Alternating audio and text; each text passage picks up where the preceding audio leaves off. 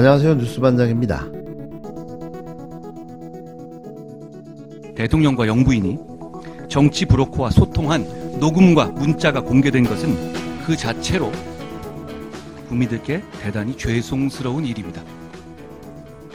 이름만 대면 알만한 유력 정치인들이 정치 브로커에 휘둘리는 것처럼 보이는 것도 국민들을 크게 실망시켜드렸습니다. 국민들의 큰 실망은 정부, 여당의 큰 위기입니다.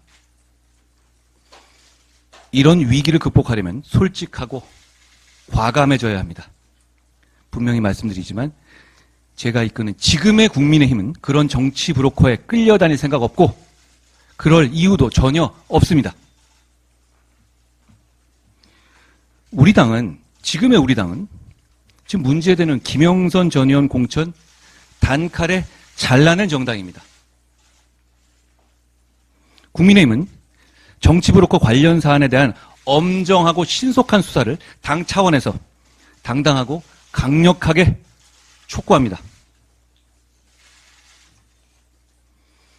국민들께서 걱정하시는 부분에 대해서 대통령께서 솔직하고 소상하게 밝히고 사과를 비롯한 필요한 조치를 해야 합니다. 역사를 보면 국민 앞에서는 가감 없는 진실이 언제나 최선이었습니다. 뭔가 감추고 빼고 더하려고 하다가 호미로 막을 일을 가래로 막게 될 겁니다. 제게 당내 원로 중진 여러분 비롯해서 많은 분들이 의견 주셨고 지금이 위기라는 점과 변화와 쇄신이 신속하게 필요하다는 점에 이견이 없었다는 말씀을 드립니다. 제가 오랫동안 법 다루는 삶을 살아왔잖아요. 그러면서 느낀 건 법 대단히 중요한데 동시에 법이 앞장서서 등장해야 할 때가 있고 그렇지 않을 때가 있다는 겁니다. 이번 사안의 경우에 적어도 지금은 국민들께 법리를 먼저 앞세울 때는 아닙니다. 국민들께서 듣고 싶어 하시는 말씀은 전혀 다른 걸 겁니다. 대통령을 제대로 보좌하지 못한 참모진을 전면적으로 개편하고 쇄신하고 심기일전을 위한 과감한 쇄신 개각을 단행해야 합니다.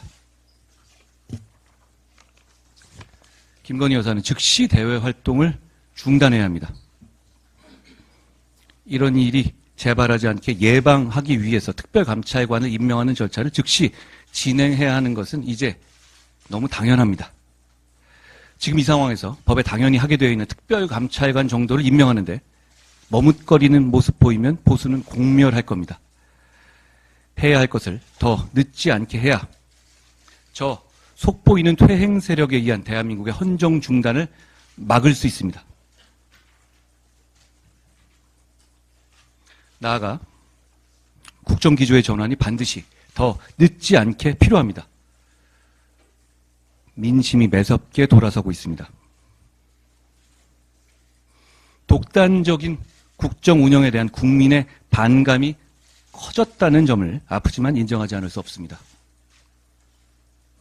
국정기조의 내용과 방식이 독단적으로 보인 부분이 있었는지 점검하고 시정해야 합니다. 우리 정부의 임기는 아직 2년 반이 남았습니다. 전반전도 끝나지 않은 겁니다. 경청하고 심기일전하면 다시 신뢰를 되찾을 수 있습니다. 당도 최선을 다해서 끝까지 도울 겁니다. 윤석열 대통령을 향한 사실상의 결별 선언. 그러면서도 자신의 생명줄을 잡고 있는 윤 대통령에게 강력한 한방조차 날리지 못하는 한동훈 국힘당 대표. 화를 내고 소리를 치고 엄포도 났지만 허리우드 액션에 불과한 오보 말고는 아무것도 아니었습니다. 한동훈 국힘당 대표가 윤석열 대통령과 명태균 씨의 녹음이 공개된 데 대해 윤 대통령이 직접 진상을 설명하고 사과를 비롯한 조치를 해야 한다고 당 공식 회의에서 공개적으로 요구했는데요. 한 대표는 오늘 오전 국회에서 열린 당 최고위원회의에서 대통령과 영부인이 정치 브로커와 소통한 녹음과 문자가 공개된 것 그 자체로 국민들께 굉장히 송구스러운 일이라며 국민들께서 걱정하는 부분에 대해 대통령께서 솔직하고 소상하게 밝히고 사과를 비롯한 필요한 조치를 해야 한다고 말했습니다. 이어 법적으로는 문제가 없다는 대통령실이나 친윤계 일각의 해명에 대해서는 법이 대단히 중요하지만 이번 사안의 경우는 적어도 지금의 법리를 앞세울 때가 아니라며 국민들께서 듣고 싶어하는 말씀은 전혀 다른 것이라고 지적했는데요. 불법 법 위반이 없다는 걸 전제로 교묘하게 이번 사안을 국민 감정에 반하는 문제로 규정하고 국민께 사과해야 한다는 말로 이번 사태를 축소한 겁니다.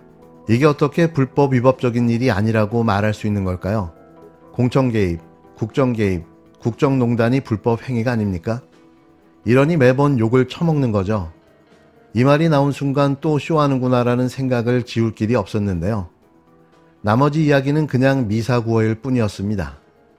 시정연설은 정부가 새 예산안을 국회에 제출하면서 예산 편성 기조와 주요 정책 방향을 국민께 직접 보고하고 국회의 협조를 구하는 국정의 중요한 과정입니다. 대통령께서 직접 시정연설을 하는 것이 국민에 대한 예의이고 국회에 대한 존중입니다.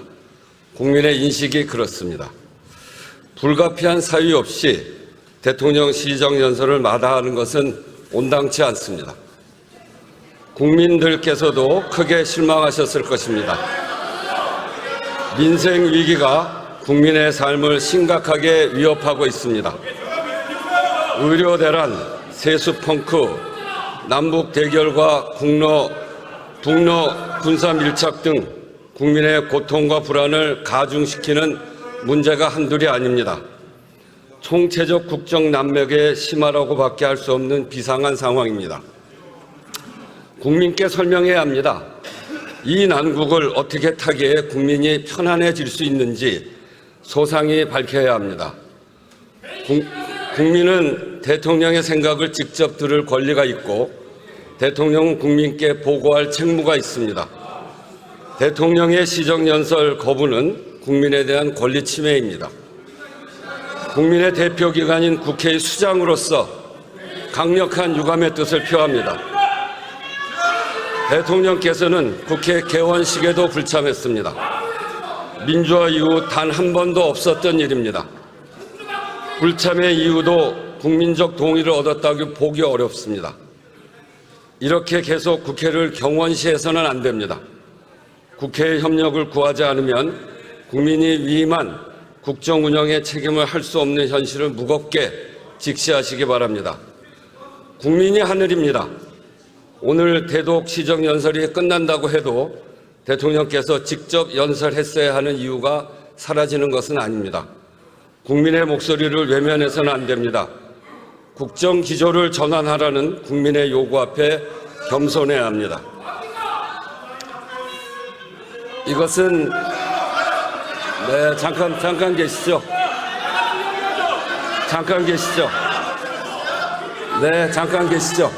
제가 오늘 말씀드린 것은 잠깐 계시죠. 제가 오늘 말씀드린 것은 어느 당을 대표해서가 아니라 국회라고 하는 국민의 대표기관과 입법부와 행정부의 관계를 이야기한 것이고 대통령 행정부의 대표가 입법부를 존중하고 늘 입법부와 상의를 하면서 국정을 운영해야 제대로 운영할 수 있는 것입니다. 그래서 오늘은 제가 국회의장으로서 국민의 대표기관인 국회의 대표, 입법부의 수장으로서 그 행정부의 수반에게 서로의 협력을 잘 해나가기 위한 촉구를 할 필요가 있겠다 생각해서 말씀드렸습니다. 이상입니다.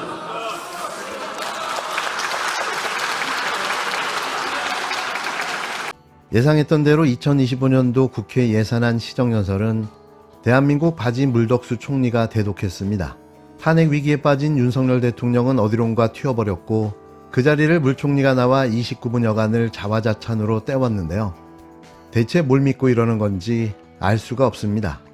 4일 물 총리에게 대독된 윤 대통령의 연설 내용을 보면 가관도 이런 가관이 없는데요. 경제의 역동성을 회복하고 민생의 어려움을 풀기 위해 2년 반을 쉴 틈 없이 달려왔다는 겁니다. 이 말이 믿겨지십니까? 이어 시장경제와 건전재정 기조를 정착시키고 경제 체질을 민간주도 성장으로 바꾸는 대역량을 집중했다고 떠들어댔는데요. 역시나 윤 대통령은 딴 나라 저 세상 끝판 대통령이었던 거죠.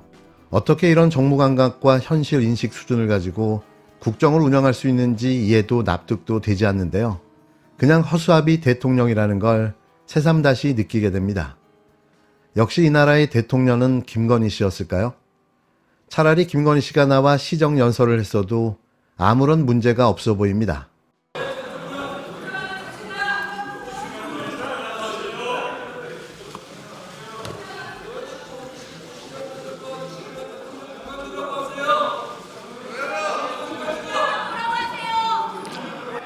존경하는 국민 여러분, 우원식 국회의장님과 의원 여러분, 새롭게 구성된 22대 국회의 첫 예산 심사를 맞아 정부의 내년도 예산안을 설명드리게 되어 뜻깊게 생각합니다. 오늘 저는 정부의 국정운영 기조와 그동안의 정책 추진 상황을 말씀드리고 이를 토대로 수립된 내년도 정부 예산안을 설명드리고자 합니다. 처음부터 끝까지 오지는 자화자찬으로 이어진 시정연설. 듣는 내내 제가 다 부끄러워졌는데요. 이러니 10%대 국정 지지율밖에는 나오지 않는 거죠. 국가 채무를 안정적으로 관리해 국가 신인도를 지켰고 과감하게 규제를 혁파해 국가 성장 동력을 되살렸다며 징벌적 과제를 완화해 부동산 시장을 정상화했고 무너진 원전 생태계도 복원했다고 성과를 강조했는데요. 그러면서 전방위적인 세일 외교를 통해 기업의 운동장을 넓히고 경제 영토를 확장해왔다며 이제 경제가 위기 극복을 넘어 새로운 도약을 향해 나가고 있다며 아무 말 대잔치를 이어갔습니다.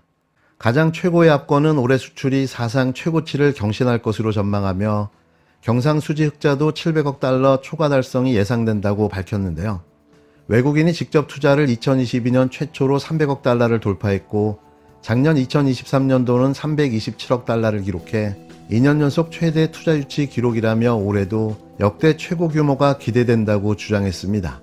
28분간 이어진 대국민 자화자찬 쇼는 1분 채 남짓 자아 비판을 하기도 했는데요. 정부는 국민의 삶 구석구석까지 경기 회복의 온기를 전하기 위해 최선을 다하고 있다는 애매모호한 말로 두루뭉실 넘어갔습니다. 진심 묻고 싶습니다. 당신들은 대체 어느 나라에 살고 있느냐고 말이죠.